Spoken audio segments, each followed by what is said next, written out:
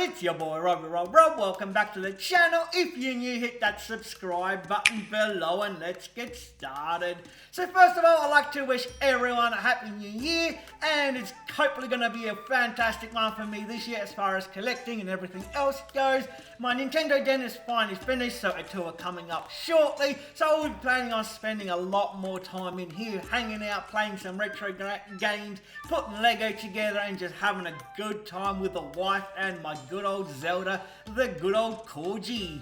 So yeah, I'm sure everyone's here to see what goodies I managed to get this week, and mind you, it's not much as it has been Christmas and Boxing Day, things like that, holidays and New Year, so I haven't had much time to get out, but one of my eBay parcels did arrive and I did manage to get my butt down to good old Cash Converters just to see what Boxing Day sales that had, and mind you, that had squat. But I did manage to find one game, so without further ado, let's check out what it is. And that happens to be nothing spectacular, but once again, it is something I don't currently have in the collection, and I do love myself this console, one of the best consoles ever made, and that happens to be, boom, the good old Wii U. And this one happens to be Lego Batman 3 Beyond Gotham.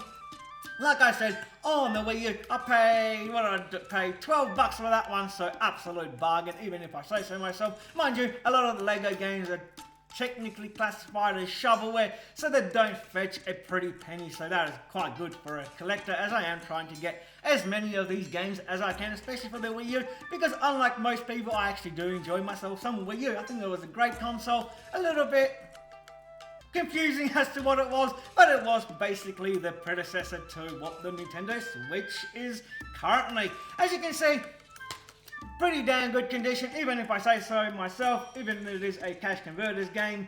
Most of the stuff at Cash Converters, a lot of the stuff at Cash Converters tends to be trash, because kids usually own these things and yeah, then they just try to get rid of it. But as you can see, the disc is quite good.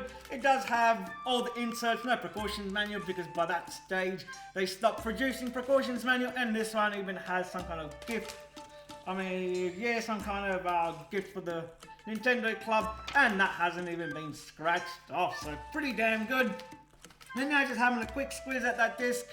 Yeah, not too bad. A few tiny micro scratches here and there, but nothing too major, and that'll warrant this from reading on the console. So yeah, that is the first thing I got, and the next thing I got is obviously a Nintendo 64 game, because I'm trying to get every single one ever released on the Power Systems, and that happens to be, I'm not sure if it's any good, but it is Scooby-Doo Classic Creep Capers.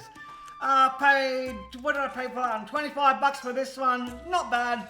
Not great. The cosmetic condition of this one is relatively decent on the front, but however, on the back, that back label has gone yellow and crusty for some strange reason.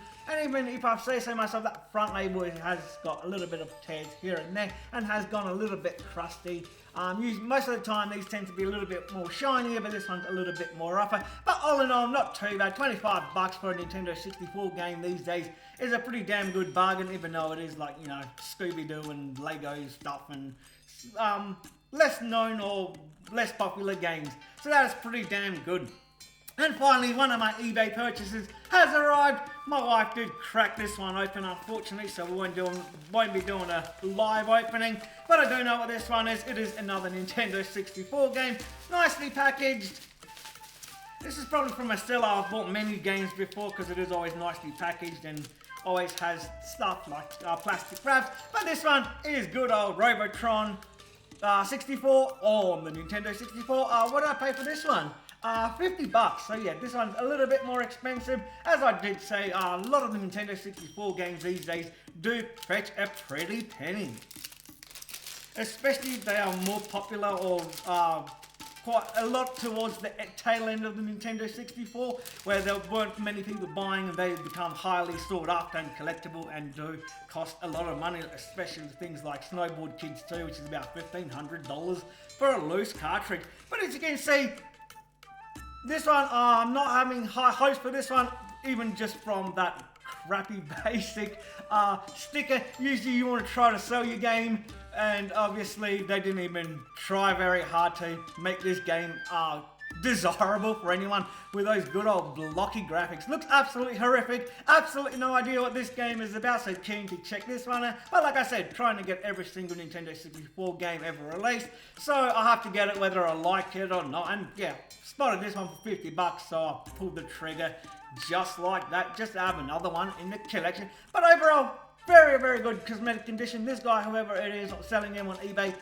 does get, or whether he's selling his own or does get them from somewhere, but they are normally very, very pristine, very good condition, so I'm really, really stoked with it. He's one of my saved sellers, so I do get a lot of stuff when they do come in stock. But yeah, like I said, crisp, clean, nice and shiny, everything's good. Tiny little scratch just along the body of that robot, but nothing too major. Nice crisp grey, back of it, maybe yeah, a little bit yellowing here and there, and micro scratches, as you'd expect from it being inserted in and out of the Nintendo 64 console. It does tend to scratch a little bit here and there, but nothing too major. So yeah, that is basically what I managed to pick up this week. Hopefully in the next couple of weeks I have a bit more time to get out and about and pick up a lot more things, which is the ultimate goal. But yeah, if you enjoyed the video, guys, please hit that subscribe button, leave a comment below, hit a thumbs up, and I'll catch you in the next one. Bye!